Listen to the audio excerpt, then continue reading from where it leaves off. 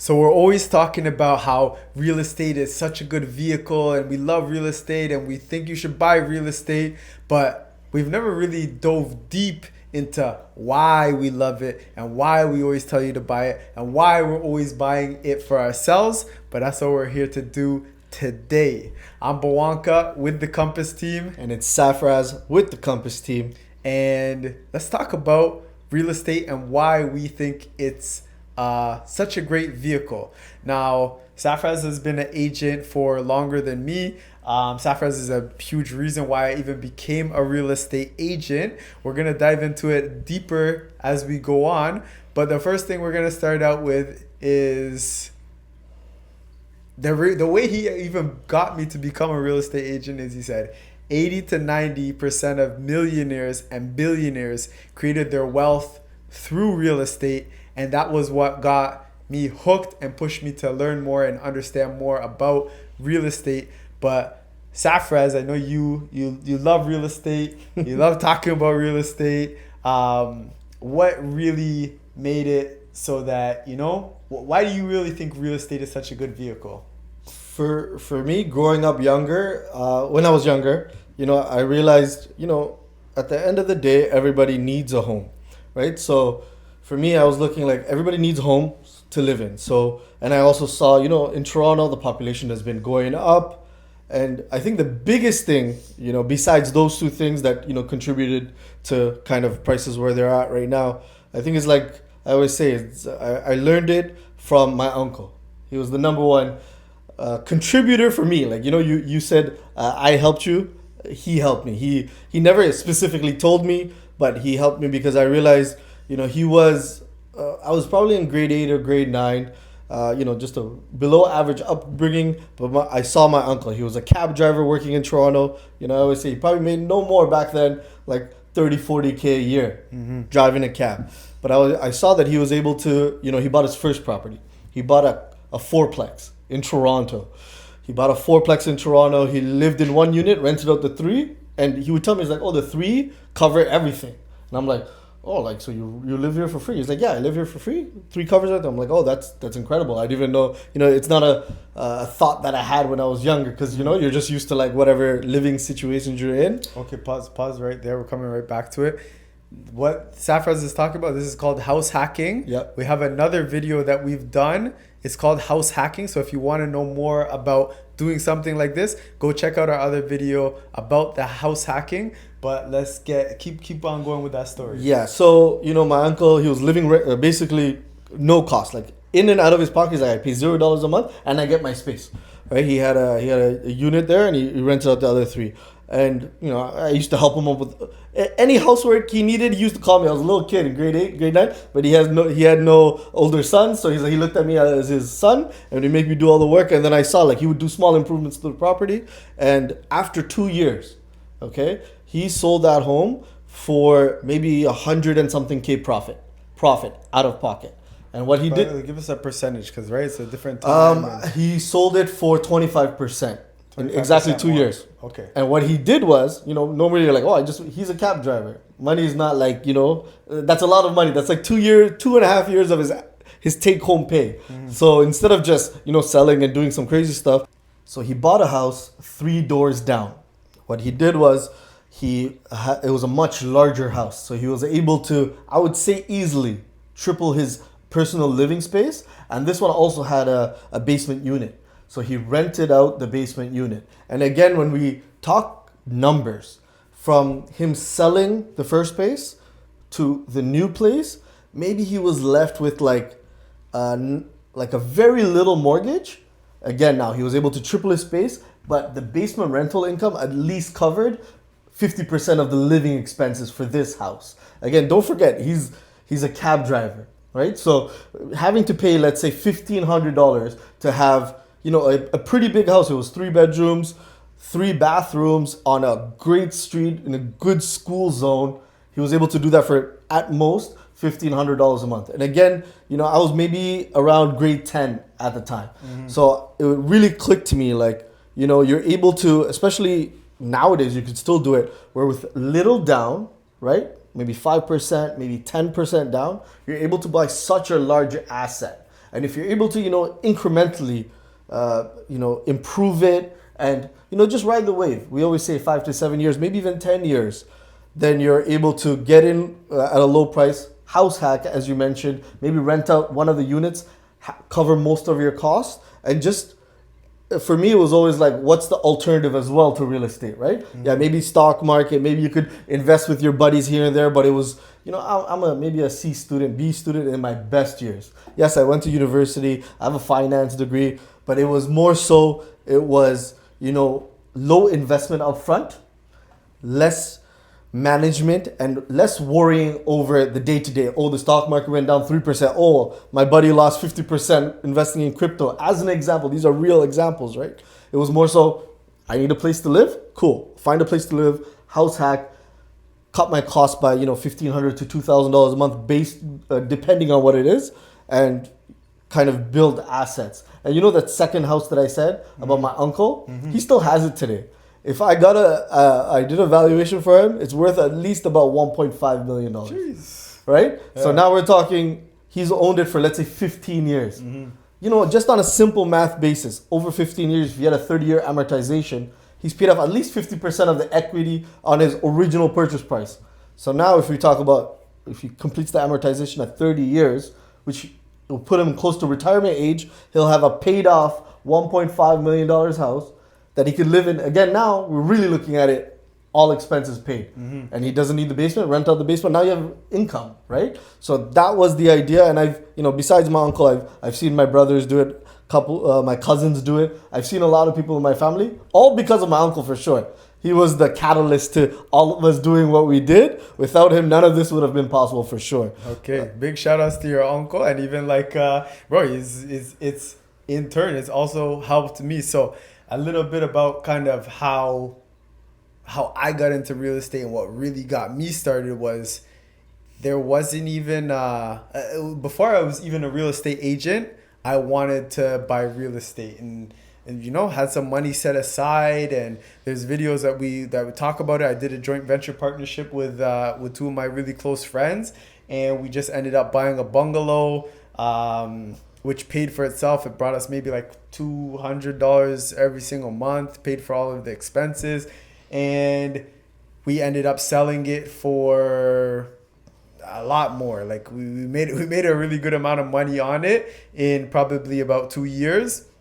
I always tell people we shouldn't have sold that place. Yeah, we should have kept that place. We should have refinanced it and bought another one. But again, I wasn't a real estate agent and I didn't know as much, which brings me to why I like real estate and why I spend so much time learning about real estate and why I even got into the real estate industry as a whole.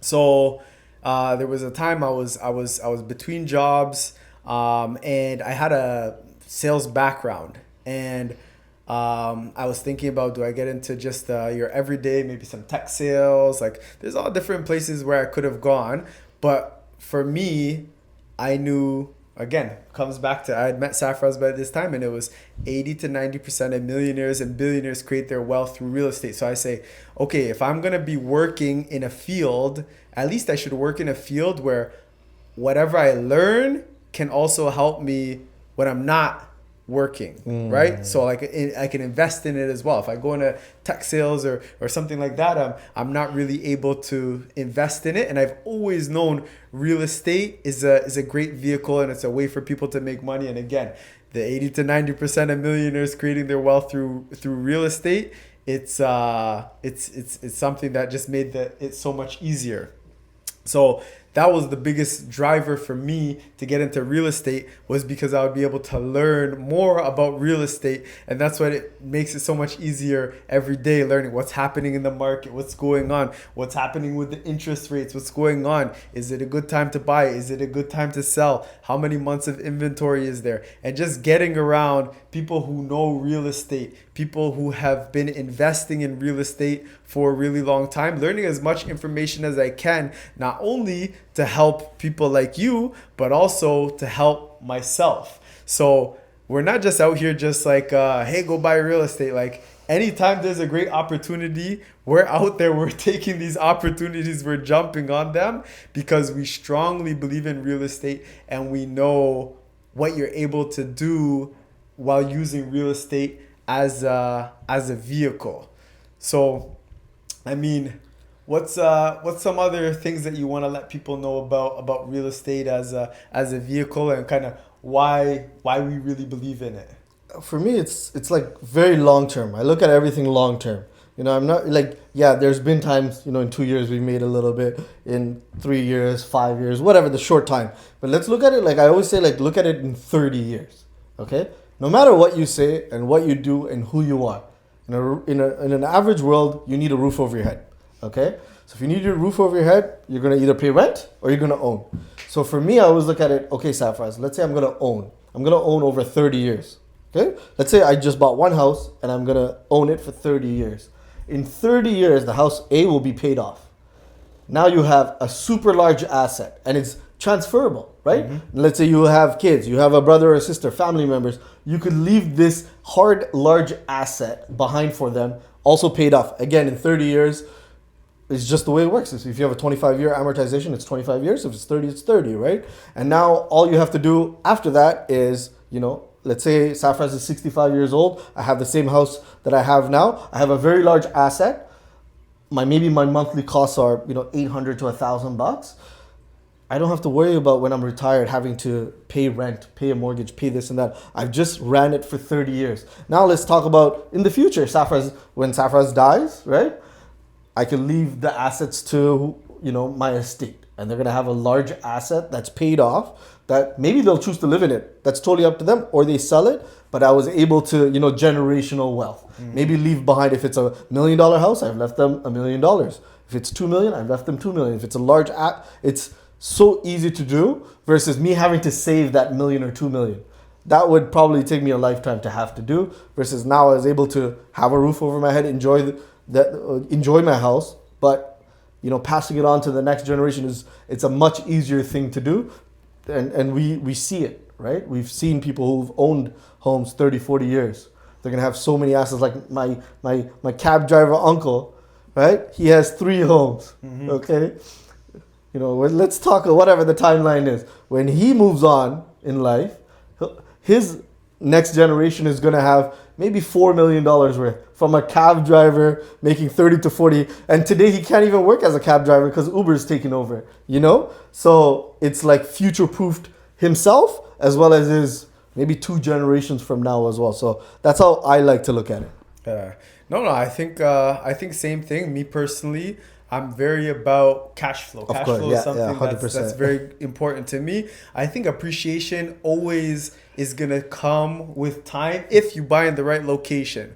So location and cash flow. I think if you can have those 2 things, and a functional layout too. It needs to be a good layout. Sure. But if you have those 2-3 things, you're gonna be set for life, right? Because if the property cash flows, you don't have anything to worry about. Exactly. Literally, like if you lose your job, your home is still gonna be getting paid for.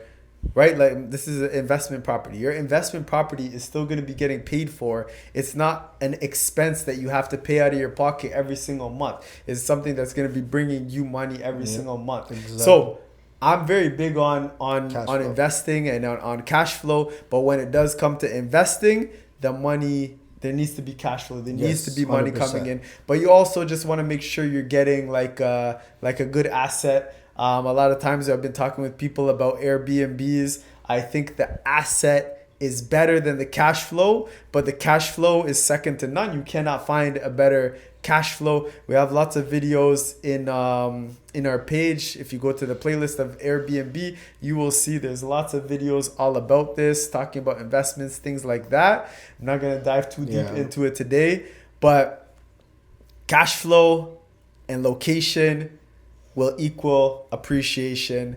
Something that always usually happens as well too is if something cash flows a lot, not including an Airbnb, but just like a duplex, a triplex, a fourplex, bigger properties like that, they're usually not going to appreciate as fast as maybe just like a single family home that it has a chance of appreciating faster. But you're always going to have to be adding extra monthly income to that, which it's you have to decide, like, do I want to, is this an investment that I want to make? But with the other one, you always know there's going to be money coming in. So it really depends on who you are, what type of vehicle is best for you. But no matter what, if you get a good property, that's very important. If you get a good property, 5 years, 10 years, 15 years, 20 years, you will make money. And that's why we so strongly believe that real estate is the best vehicle. And maybe not the best vehicle, a great vehicle, an amazing vehicle. Yeah. If you disagree, feel free to write it in the comments and we'll respond. If you want to dive deeper into it, click the link below, set up a discovery call with us, and we can talk. We want to hear from you. We want to talk to you. We want to know more about how we can help you and even help you understand more about real estate. But Safraz, what's your last piece of advice for someone who's maybe on the fence? I've heard real estate is good, but maybe I don't want to take the risk. What's your piece of advice for them? I would say, if you're really looking to make money, doesn't matter what industry you're in, what you're doing, there's always risk attached to it. Mm-hmm. So number one, understand what type of person you are. Are you very low risk? Like I don't want to deal with anything. I can't even, learn your personality, or talk to someone who can discover that part with you. Are you high risk tolerance or low risk tolerance?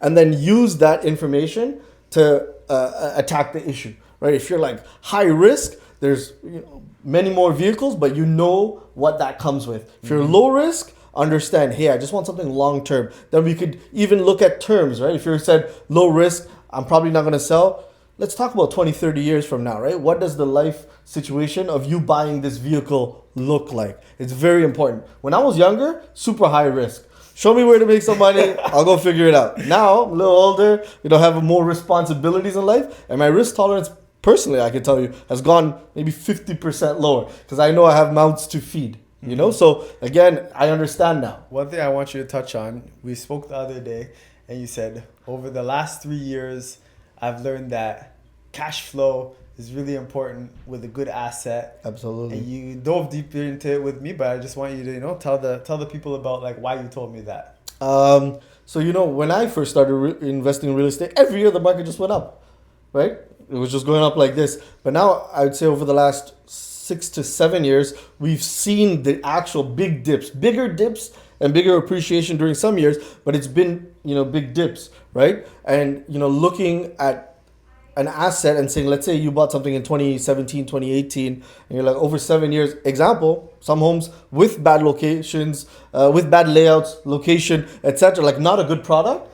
No, back in the day, you just go up. It doesn't matter. Everybody wanted real estate. Whereas now you see with the, subpar homes or condos or investment vehicles, they've either not appreciated or gone down. And if you said, Safraz, back then I would have said appreciation.